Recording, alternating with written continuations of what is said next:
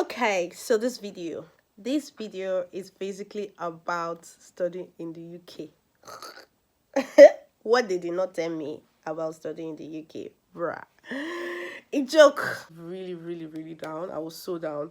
My first essay writing that I was supposed to submit, I cried.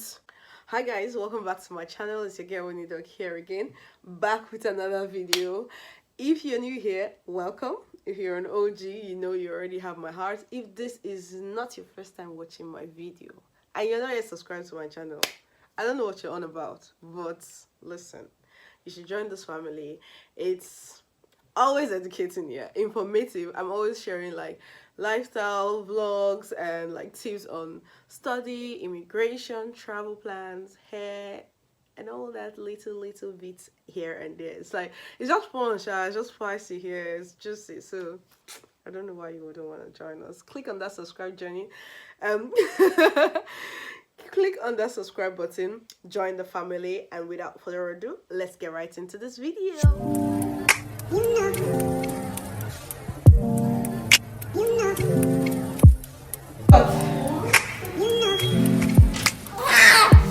I begin to I begin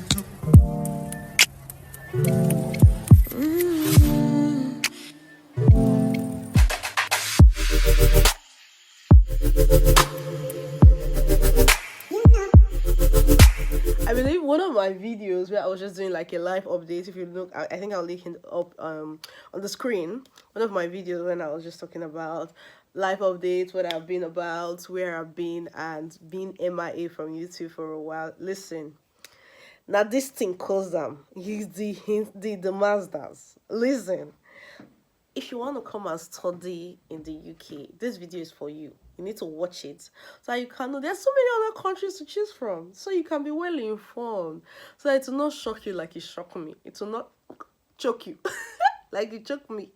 So if you want to know what it feels like to study masters in the UK, to do your masters in the UK, in fact, if you want to know my own experience, I'll just break it down as to like how I saw it, the difference between doing an undergrad and doing a master's.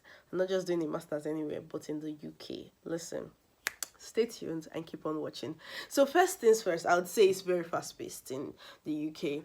Masters in the UK, you know, we can do it for 1 year. You can get masters for like two years, but it is very, very common to see masters for 1 year. I myself, I did in my masters. I was a 1 year period and I'm done. Hallelujah, hallelujah, hallelujah. You don't understand the joy, guys. Well, yeah, let's get right let's continue the video. So basically it's actually 1 year. My master's was 1 year, and you see most times you get people doing masters for 1 year, and for very understandable reason. Because for me, I was a little tired of going to school. Like, I've been doing my medical degree for like, if you've been watching my videos, if you're an OG, you know it's been 10 years, bro. 10 years plus this one. That's like what, 11, 12 years now. I've been going to school. I've been a student, like student. Let me go and cash out some money. Tired. So when I checked the US and Canada, and I saw that, because these are like the major English speaking countries, first world countries, I was looking to go in to do my masters, and I saw that these people are calling 2 years and above for me. I like, hello, I want to be making money. I want to be fast-paced. And so indeed, I launched myself into the deep. I did not know how deep it was until I stepped my feet. I know Mumilo. I enter. I enter. My goodness. Now, because it's 1 year, right? It's a jam-packed syllabus. When you apply for your master's and you see the syllabus, you see like there's already a schedule waiting for you, like a course outline, so to speak. Like all the subjects you're going to do when you finish, when you start, like literally these things have been scheduled, and what you are seeing is what it will be. There's nothing like extension. There's nothing like, oh, maybe we should revise for the students that maybe they are not understanding. See, they are going.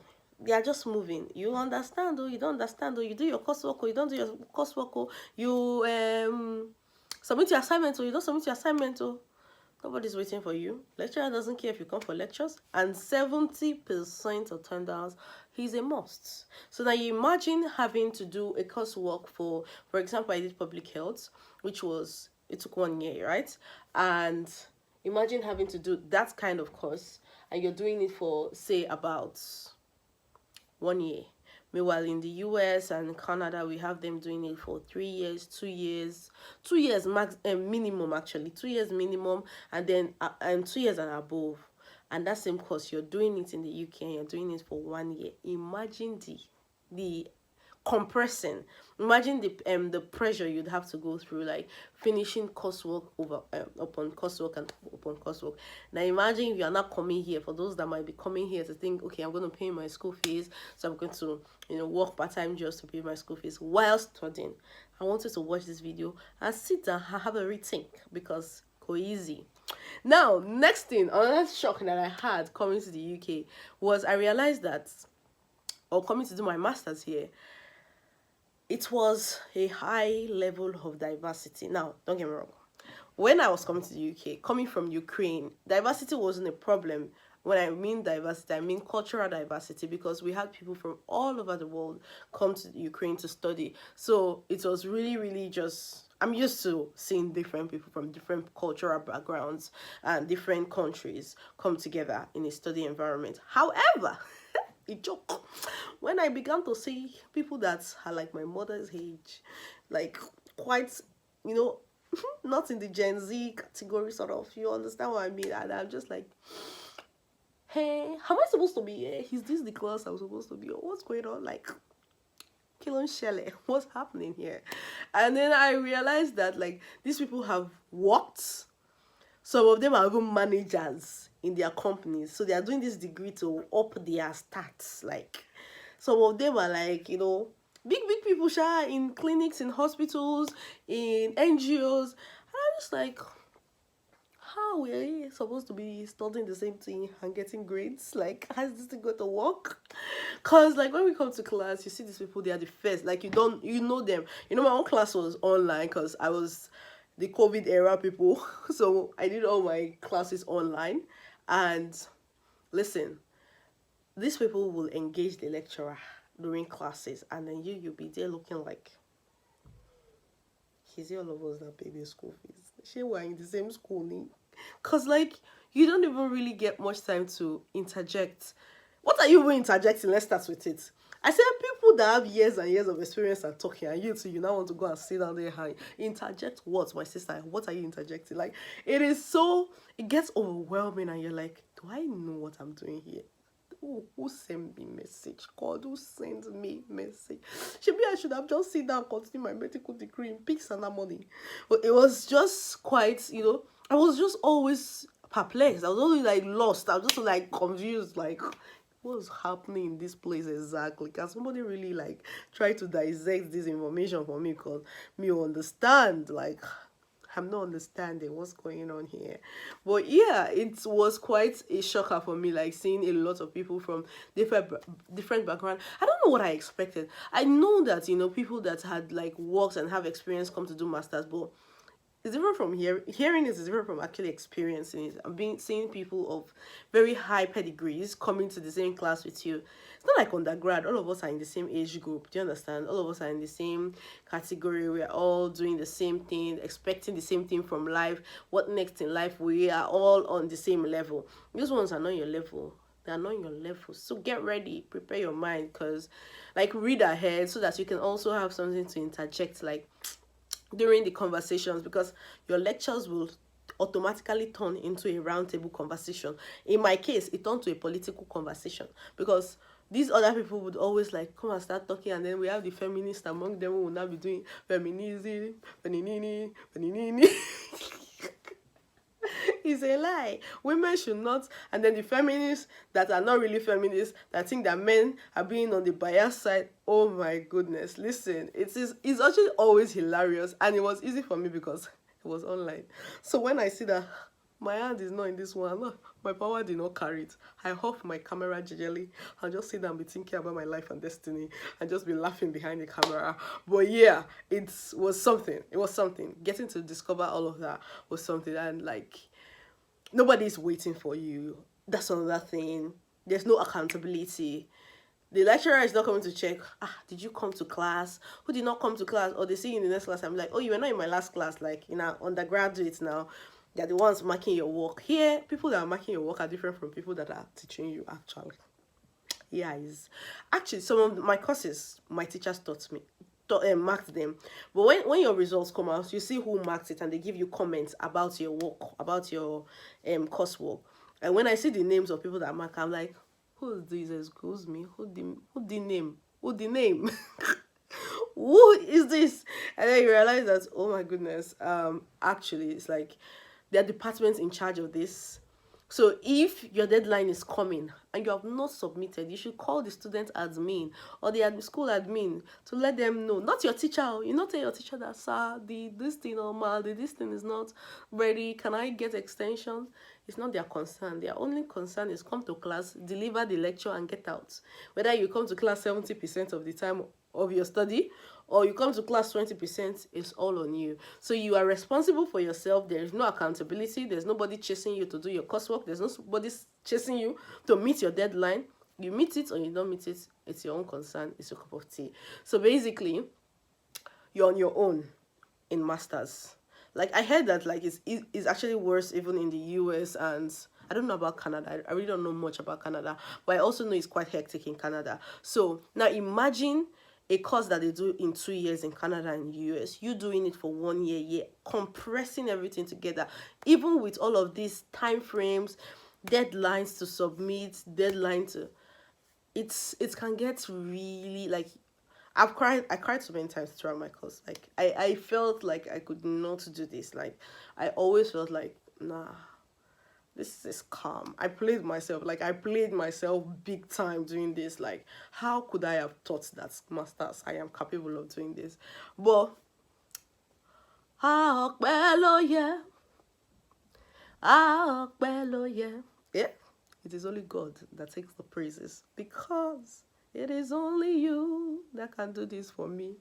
It was quite a journey for me. So I would advise before coming, make sure that your power carry it. Yoruba say, agbára egbe, emi egbe, like your chest can handle it.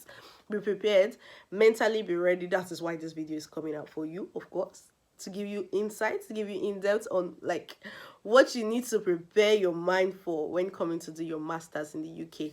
What else? I think I wrote some things down. Let me quickly check. Another thing is exams. Like your exams, you have to meet the deadline. There are consequences for not meeting the deadline. In my university, another consequence, and it differs with universities, I've come to see that it differs with university. If you do not meet your deadline, I've come to see that if you don't meet your deadline, there are consequences. If you fail a course and you have to resit it, there are consequences. In my university, the consequences are quite grave. Like, I say grave because it is so unfair.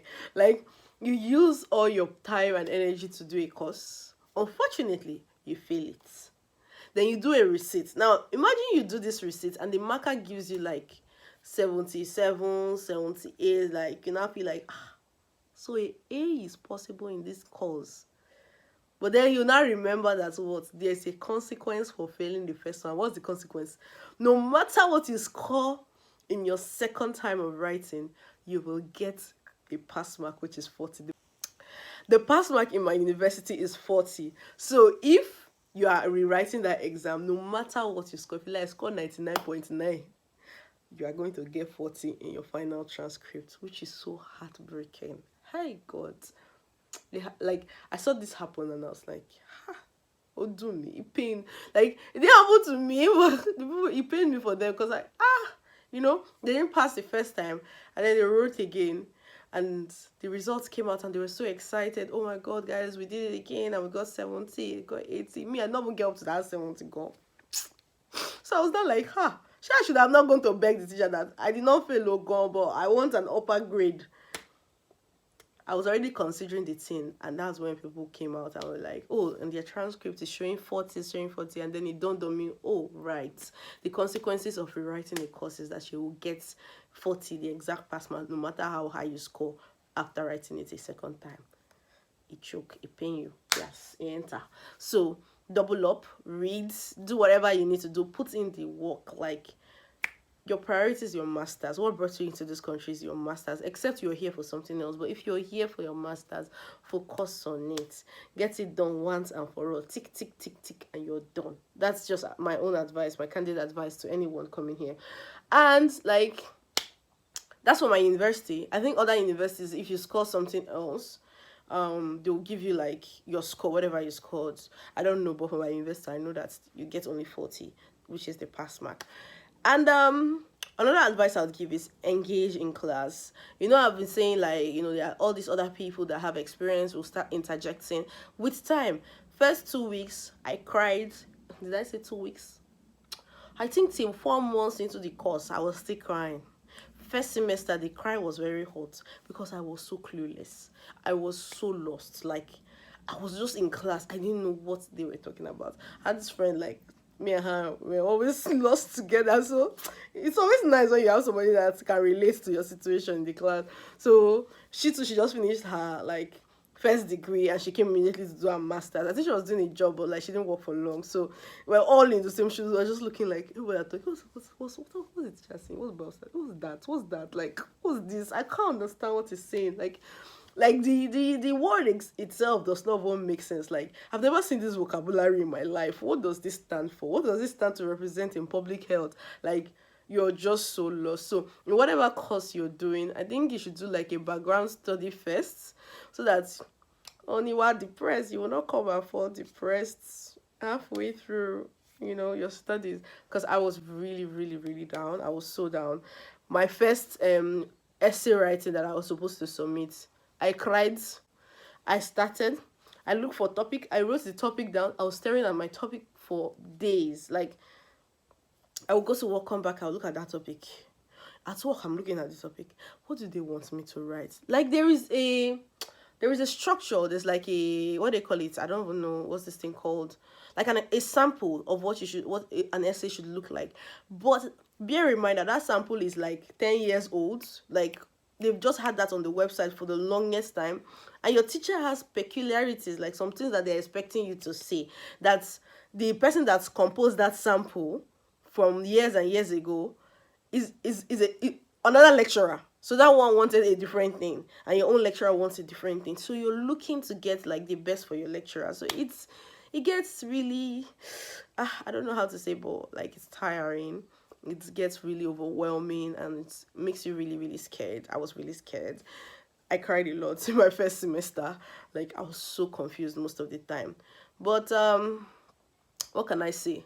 I think the first pass that I had, like I did, it wasn't a high score. I just passed, and when I saw, I said, so I passed. Like, I did not fail. Oh, God has done it. Oh, see what the Lord has done. Hey, God.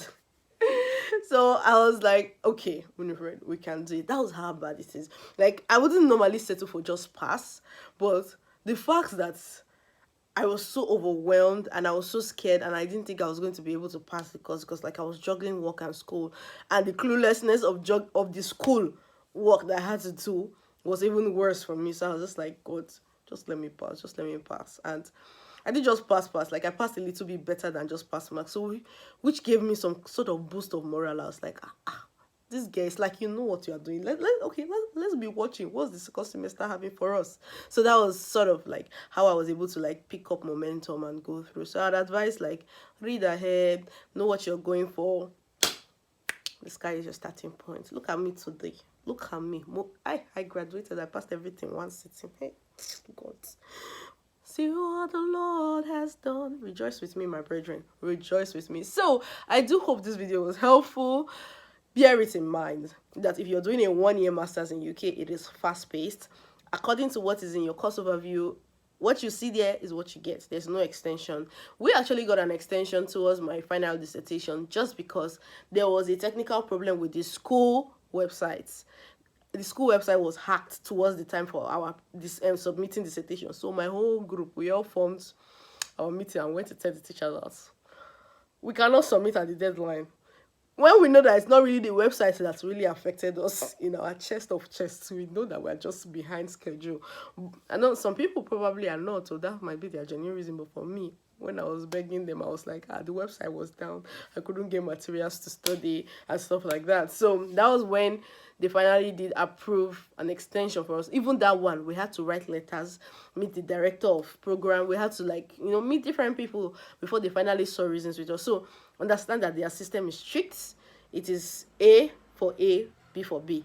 Don't expect any shift for you, except in very, very, very rare circumstance that is beyond, like okay, war, death, sickness, website hacking, things like that. So be prepared that you're putting in the full work and you're going back to back to back to back to back to back to back. So yes, I hope this video was helpful to somebody.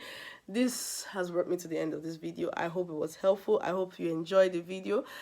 I hope it makes sense. Masters in the UK, no beans. It's not easy. It is Oyo. Literally on your own. You are on your own. So there's no lecturer coming to meet you. Uncle, did you study? Hey, lady, did you read? Did you write? No, you're on your own. It is up to you to read. It's up to you to go to the library. It is up to you to submit at the due time, because they are not in charge of marking.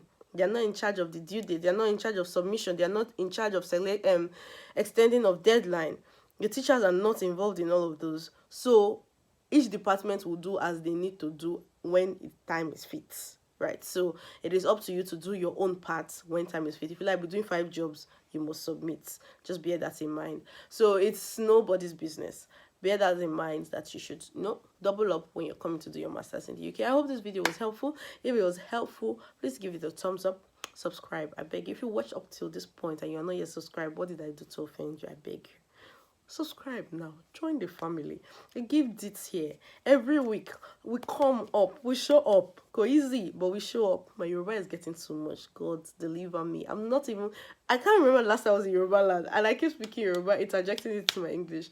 God, deliver me. We're British, innit? British. Okay? Okay.